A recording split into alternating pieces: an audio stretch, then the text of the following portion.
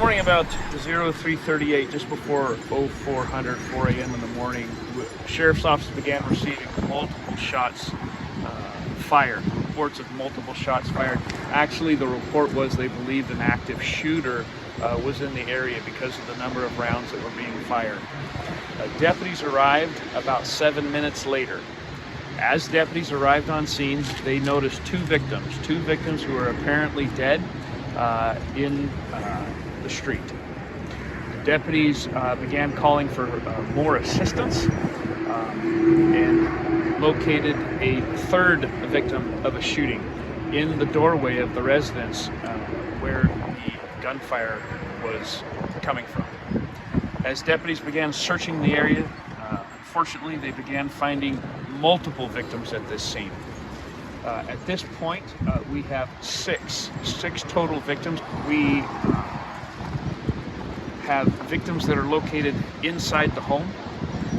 We have one victim who is alive as deputies arrived, and CPR was being given to multiple victims on scene. Unfortunately, no one, including the man who went to the hospital via ambulance, he was also pronounced dead at the hospital. We can tell you that we believe we have at least two suspects at this point. We also believe that this is not a random act of violence. We believe that this was a targeted family.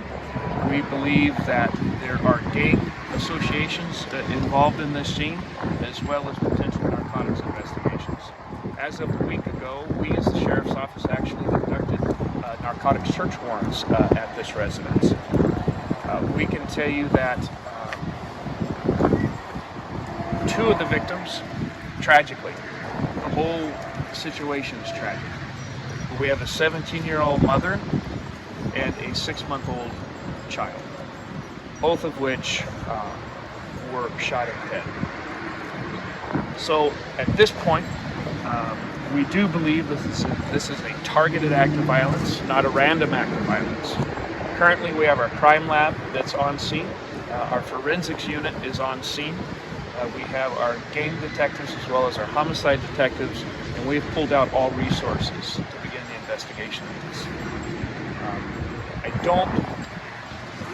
I do have more information, but I'm not at liberty to discuss at this point.